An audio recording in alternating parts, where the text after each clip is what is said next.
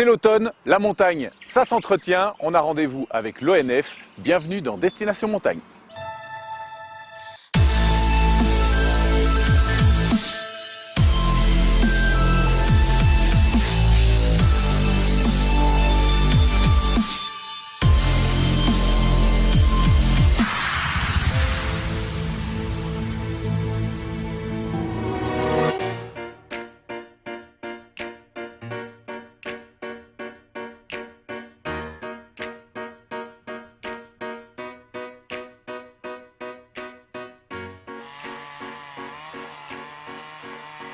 Débarder les arbres, c'est facile. Lorsque le sol est plus ou moins plat, on utilise des engins.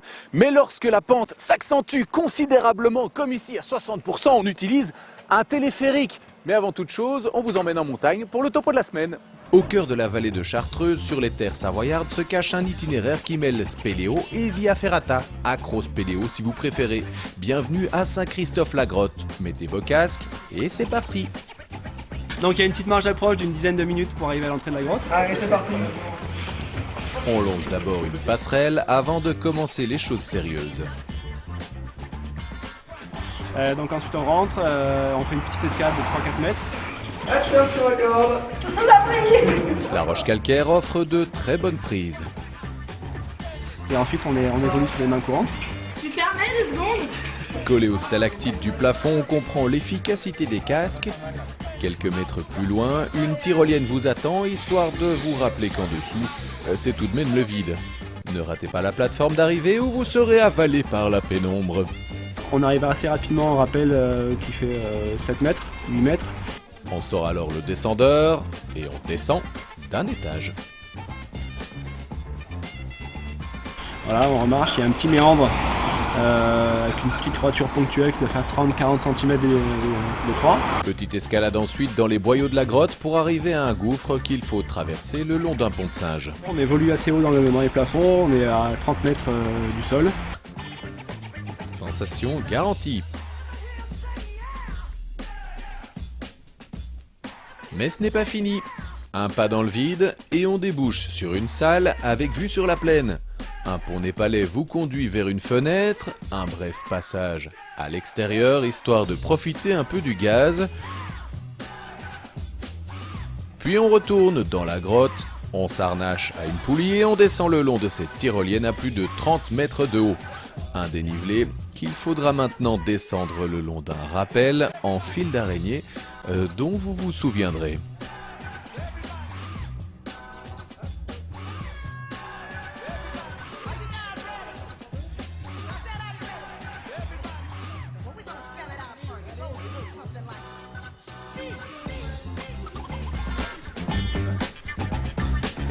La sortie se fait ensuite le long des parois. Attention, ça glisse. Vous voilà arrivé sain et sauf. Il ne reste plus qu'à assumer cette odeur de renfermé qui vous colle désormais à la peau.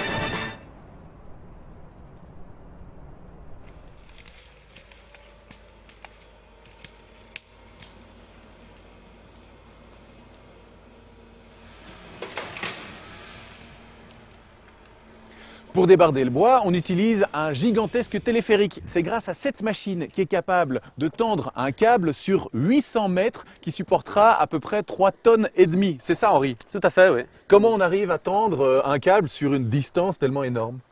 Ben, il y a une préparation sur le terrain par rapport au relief. C'est-à-dire qu'on envoie un homme qui va installer ce câble, qui doit monter à l'arbre et aller harnacher le câble. Pour le mettre en hauteur, oui. Mais le câble est amarré au sol à un autre arbre au pied, quoi. D'accord. Voilà. Donc entre ici, cette machine, et l'autre bout du câble, oui. Est-ce qu'il y a encore des relais ou il n'y a que 2 points d'ancrage? Disons qu'il y a un relais, il y a un support. C'est pas un relais, c'est un support. C'est un arbre qu'on a utilisé pour mettre le câble en hauteur, pour qu'on ait une certaine hauteur pour travailler avec notre chariot, pour pouvoir descendre les bois. Voilà. Alors comment ça fonctionne? Est-ce que ce câble bouge? Est-ce qu'il y a un treuil? Est-ce qu'on utilise ce genre de choses? Le câble porteur ne bouge pas, hein. Une fois qu'il est tendu, il est fixe. Après, ce qui bouge, c'est le chariot qui, lui, porte les charges de bois. Combien?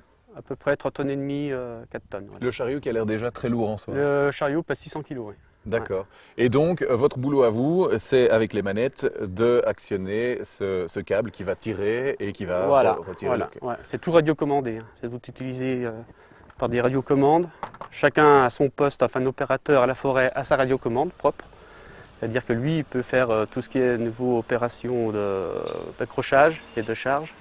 Et après, il envoie le chariot automatiquement qui s'arrête tout seul en bas. Là, moi, je reprends les commandes avec ma radio.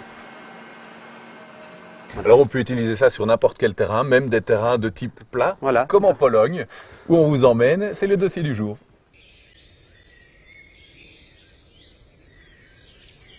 L'histoire commence à Białowieża, en Pologne, dernière forêt primaire d'Europe. Autrefois gigantesque, elle peuplait tout le continent lors de la dernière période glaciaire. Cet endroit unique au monde est classé patrimoine mondial de l'UNESCO. Jusqu'ici, l'homme avait laissé tranquille ce coin de paradis où la nature régnait en maître depuis 10 000 ans. Mais un jour, en 2017, le silence a disparu. La raison ? Le commerce du bois. Il en faut plus. Le gouvernement polonais autorise donc une forte augmentation des coupes. C'est le début d'un conflit musclé entre écologistes et administration. La forêt, représentant un immense intérêt scientifique, observe, passive, toutes les contradictions de l'homme qui la détruit. So this is a coalition of the foresters, some local businessmen, and of course politicians. Du côté du gouvernement, l'argument n'est pas l'argent, mais le scolite de l'épicéa, un petit insecte qui provoque la mort de ces arbres. Le plan serait donc destiné avant tout à sauver la forêt en coupant les arbres malades. We have still time to slow down this dieback of spruce trees, and this is the reason of the logging. Pour les écologistes, c'est une fausse excuse. En 10 000 ans, la forêt a connu bien pire que ce petit insecte. Elle s'en est toujours sortie seule. If we need to do something about bark beetle, no, because it's natural process. It's going here for thousands of years. As long as spruce here, the bark beetle is here. Only one thing what the state forestry could do, but they are not very happy about this. It's just like destroy all these channels what they did here since 30s to dry the forest, because if it's less water then the spruce is less resistant for bark beetle. But the cutting is not the way of fighting bark beetle. The cutting is just a way of extracting the wood. One, it's very ideological thing of Polish right-wing government, what they what is becoming from this old biblical thing, that the humans should be governor of the nature and of the earth, and they cannot allow that the forest will manage itself. It means nature will manage itself. L'histoire se termine, semble-t-il bien, puisqu'à force de pression et de manifestations populaires, les médias ont relégué ce combat à travers le monde. Il aura fallu une fois de plus que le citoyen agisse pour sauver une perle naturelle de l'agression de son propre gouvernement.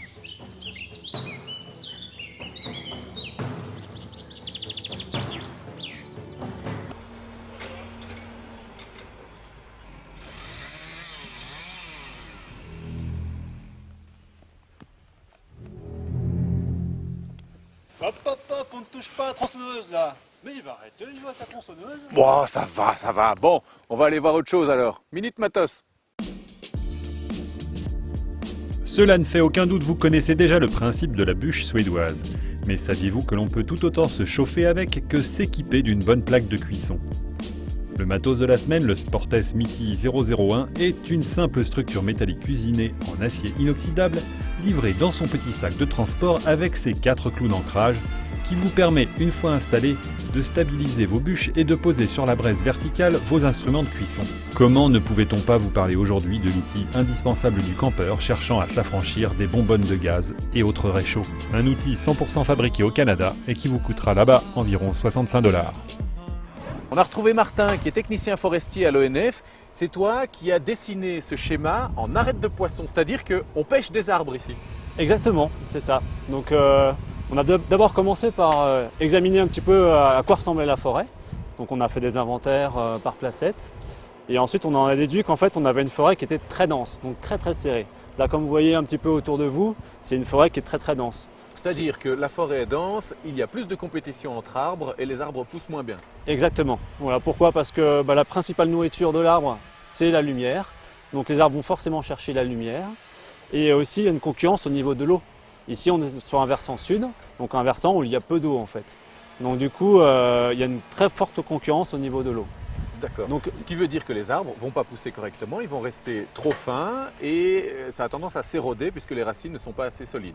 Exactement. Voilà. Vu qu'ils vont chercher la lumière en hauteur, ils ont oublié de faire leurs racines et de grandir en épaisseur. Donc du coup, l'idée ici, ça a été justement d'enlever quelques arbres pour qu'il y ait plus d'eau pour ceux qui vont rester en fait. Plus d'eau et plus de lumière, ça fera des arbres qui seront plus trapus et plus costauds. Plus costauds pourquoi? Pour résister au vent. Pour aussi résister aux attaques au niveau des insectes. Voilà, ça fera une forêt qui sera plus équilibrée et plus costaud. Ici, voilà. On est devant un bel exemple d'arbre qui est entré en compétition. Est-ce que tu peux m'expliquer donc l'histoire de cet arbre? Alors là, c'est une coupe justement, on voit très bien la croissance de l'arbre, donc par les cernes. Donc on voit comment l'arbre a grandi. Donc là, on voit que les cernes sont assez régulières, donc il a grandi régulièrement, donc on voit qu'il n'a pas été trop en compétition.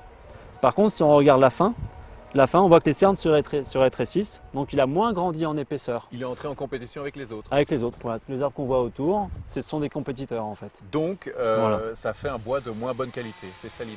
Alors l'idée c'est que ça ne fera pas forcément un bois de moins bonne qualité, mais par contre c'est intéressant d'avoir des cernes qui soient assez régulières en fait. La régularité, la finesse des cernes, c'est très important. Si par exemple on enlève trop d'arbres, en fait on aura des cernes qui seront beaucoup plus grands, et du coup ce ne sera pas bon non plus dans ce sens-là. L'idée, c'est d'avoir vraiment des cernes qui soient le plus régulières possible et le plus fin possible. Voilà. Alors ces arbres, ils sont destinés à un marché local, régional? Un marché local. Donc là, c'est la scierie Bétan, donc qui est basée dans la vallée de l'Arve, qui achète les bois, voilà, donc pour faire du petit sciage. Voilà, le béton, il a demandé à avoir donc, des bois qui font entre 4,10 m et 6 mètres.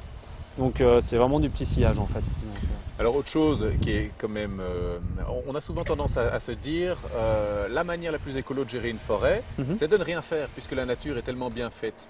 Alors en quoi est-ce écolo de pratiquer cette coupe à câble? Déjà je ne suis pas tout à fait d'accord. Il y a des forêts où effectivement c'est intéressant de ne rien faire. Parce qu'effectivement la forêt, entre guillemets, ça se gérer toute seule. Il y a un cycle qui se fait automatiquement. Par contre là on est dans un contexte aussi où on est dans un contexte de réchauffement climatique. Donc on a des étés qui sont quand même régulièrement plus secs, on a des coups de vent qui sont de plus en plus importants. Donc on a besoin d'avoir une forêt qui soit beaucoup plus stable et qui réagisse beaucoup mieux à la sécheresse. La chaleur, ça ne pose pas de problème à l'arbre, ça fait qu'il va pousser plus longtemps. Par contre la sécheresse, notamment avec l'épicéa a horreur de la sécheresse. Ça lui fait de l'air dans les vaisseaux, ça fait péter les vaisseaux.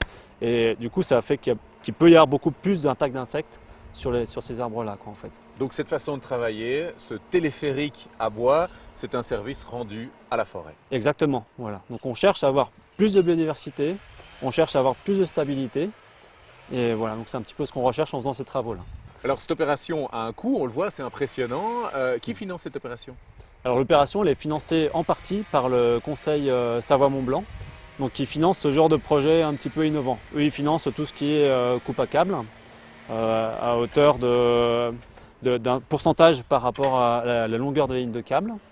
Voilà. Sinon après, c'est la commune qui est propriétaire, qui va engager ces chantiers-là. Donc là ici on aura un chantier qui sera bénéficiaire, donc du coup avec la vente de bois. Donc voilà. On est dans un chantier quand même assez visuel. J'ai entendu parler d'un projet, Flying Whales, je pense, la baleine qui vole, c'est ça ou pas? Alors ça c'est encore un projet qui est à l'étude, ils font des expérimentations avec ça. C'est-à-dire que c'est un grand dirigeable? C'est un grand dirigeable en fait, voilà. C'est au-dessus des forêts? Voilà. Et qui transporterait le bois? Et qui transporterait le bois, voilà, exactement. D'accord, mais c'est encore à l'état... Pour l'instant c'est à l'état d'étude, pour l'instant c'est pas encore en place. Bon voilà. On a hâte de revenir vous voir pour des images tout aussi splendides que celles qu'on a filmées aujourd'hui. On vous laisse avec le meilleur du web, on a cliqué pour vous, et d'ici là n'oubliez pas, prudence en montagne.